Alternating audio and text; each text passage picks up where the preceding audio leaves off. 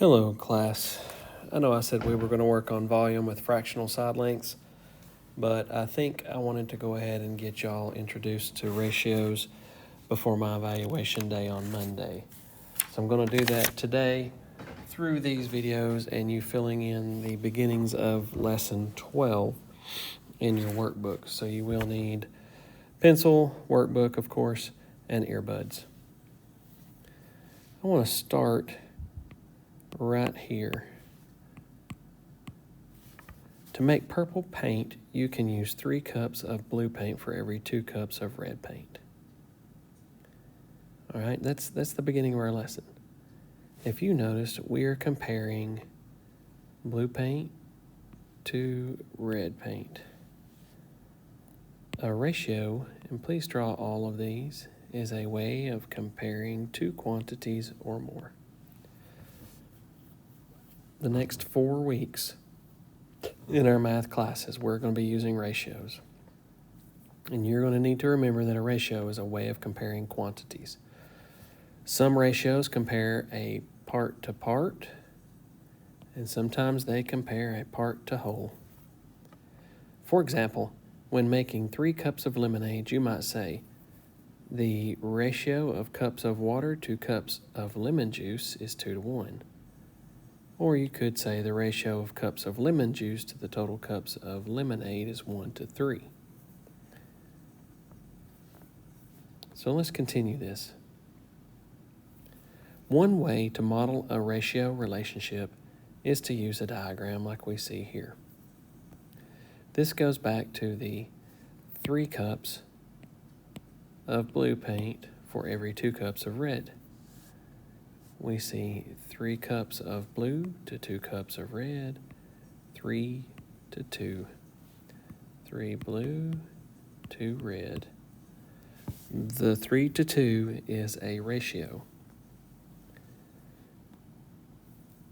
To use ratio language and symbols, the ratio of cups of blue paint to cups of red is by using the word 3 to 2, or the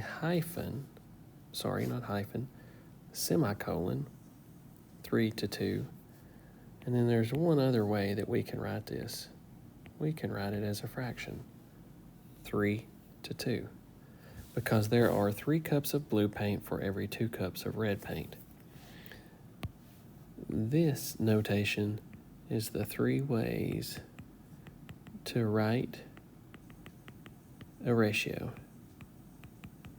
Reminder, write down everything that I write in the book. Because there are 3 cups of blue paint for every 2 cups of red paint. You can also change the order of the parts so that the amount of red paint is the first quantity. If we do that, we would say there are 2 cups of red paint for every 3 cups of blue, using the word 2, or we could say it's a 2 to 3 ratio using the colon, or we could use the fractional method 2 to 3.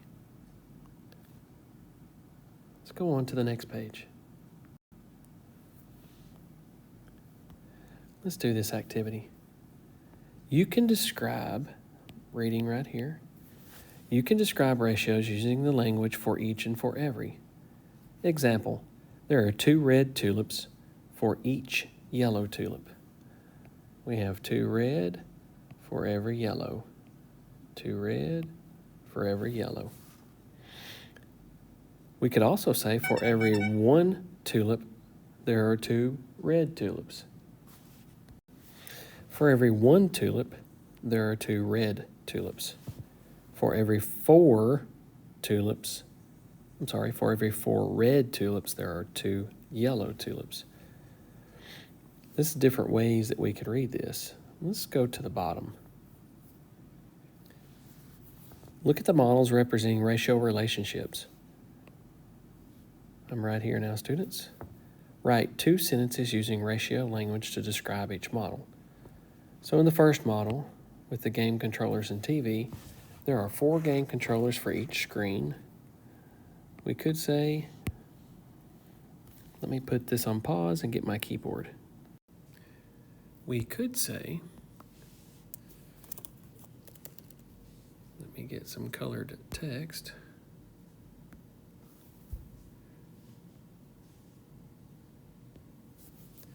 We could say there is one screen for every 4 controllers. And yes, realistically, this is just the opposite of what we just said, and just in a reverse order.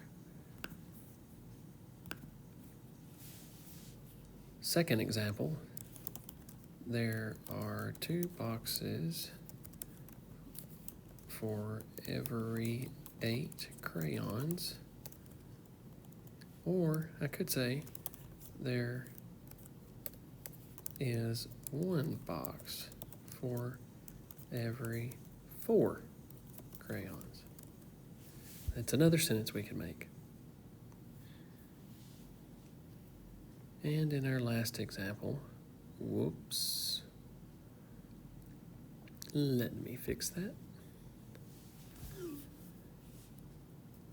Maybe I can fix that. In our last example, there are 6 mittens for every 3 kids. Or there are 2 mittens for every child. Either of those 2 will work. Are there others? Absolutely, there are others that you could write the same way. Next page. So let's talk more about ratio concepts. Let's make sure that we all understand these. Let's look at the first part. Number 1, you can use multiplication as a way to compare 2 quantities. Part A, in Charles's lab group, there are 4 times as many test tubes as students. Complete the model to show this comparison. A circle represents a student and a rectangle represents a test tube. So what we're going to need to do is draw, at this point in our book, as best you can. I think the ratio was 4 times as many test tubes as students. So the ratio is going to be 4 to 1. So we have 4 test tubes for every 1 student. So I'm going to need to add 2 more test tubes right here, and we have 1 student. I'm going to draw boxes around my ratios of 4 to 1 to make sure that I fully understand that. Now, writing this ratio with 4 and the word 2 and then the number 1 is one way to write it. Remember, ratios can be written 3 ways. We could write it with 4 and then the colon and the 1, or we could write it as a fraction, 4 to 1. So part B, and I'm going to erase this, and I know you hate me for doing that. Part B, 1 more student is added to Charles's group. How many more test tubes do you need to include in the model? Well, if we add 1 more student, which is a circle, we need to add 4 more test tubes to continue the ratio that we started of 4 to 1. And then we would just draw a square or rectangle around it. Part 2. You can use a ratio to compare 2 quantities. One way to describe a ratio relationship is to use the language for each and for every. In Eldora's lab group, there are 3 test tubes for every 1 student. Complete that model to show this relationship. Well, you're going to draw 3 test tubes to 1. 3 to 1 in each circular box, whatever those things are. So 3 test tubes for every 1 circle in each box shows us the ratio 3 to 1. And I want you to write that in 3 different ways, because there are 3 different ways to represent a ratio. Now let's fill in the blanks at the bottom. Use your model that you just drew to complete these sentences that use ratio language. For every 1 student, there are 3 test tubes. There are 3 test tubes for each student. There is 1 student for every 3 test tubes. And those answers come straight from our ratio. Next page, please. The Spanish Club is having a party. They plan to serve 6 tacos for every 3 guests. Complete the model to show this ratio. Well, our ratio is going to be 6 to 3. 6 tacos for every 3 guests. So I'm going to need to draw 6 tacos. And for 6 tacos, we should have 3 guests. So 6 tacos at the top, 3 guests at the bottom. Our our ratio is 6 to 3. And let's go ahead and write that in the 3 different ways to represent a ratio. The third is a fraction. Part B, use ratio language to write 2 different sentences that compare numbers of tacos and guests. So this is going to go back to the for each and for every. For every 6 tacos, there are 3 guests. And in the second sentence we need to write, that's 1. It wants us to write 2. For every 3 guests, there are 6 tacos. Let's go to C. Ju Long says that there will be 2 tacos for every guest. Use your model to help explain why Ju Long is correct. Well, I'm going to use a different color, and I think very quickly you will see what I'm doing. Please circle those now at the top with your regular pencil to show the answers like that.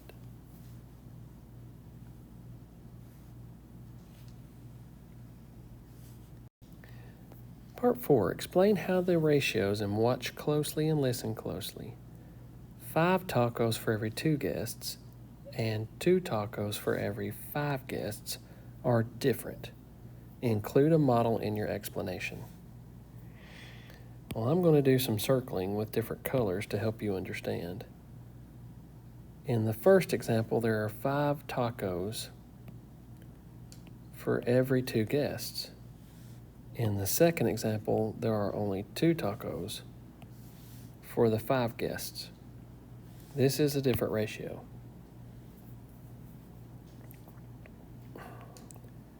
The first one is 5 for every 2 things.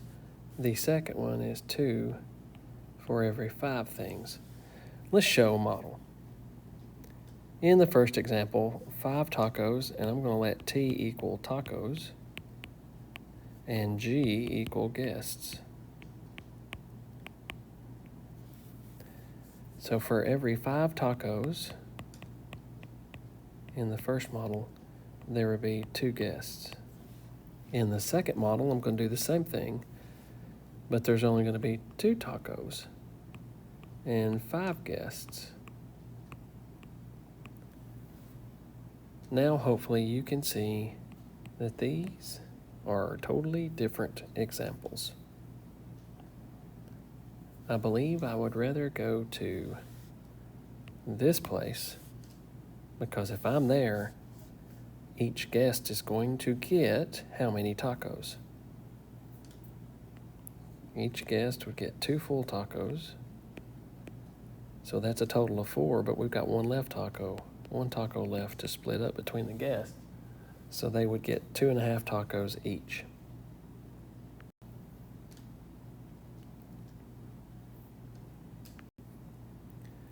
Let's go to this last page, number 3. In a school band, there is 1 oboe player for every 6 clarinet players. Complete the model to show that ratio relationship. 1 oboe player for 6 clarinet players. 1 oboe in that last circle, or rectangle, whatever you want to call it. I need 6 clarinets.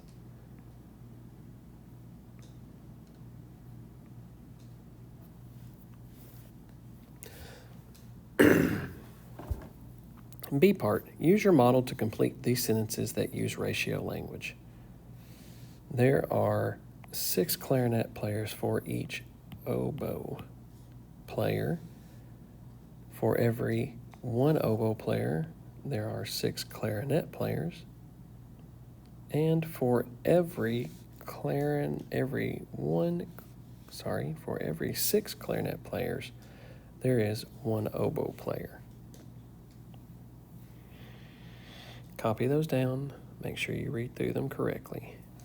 Really, all you are doing are following directions and filling in the blanks based on the information that you're given from your diagram. Number 4, Emma sells flowers. She uses 9 feet of ribbon for every 3 wedding bouquets that she sells. Complete the model to show this relationship. 9 feet of ribbon for every 3 bouquets. So I'm just going to go like this.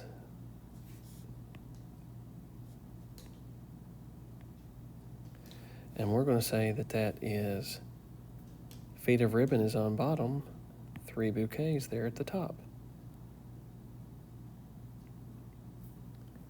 Now I'm going to squeeze my paper in, and to the right of this clarinet, I guess, or oboe, whatever that musical instrument is, because I do not know, let's write the relationships 3 different ways.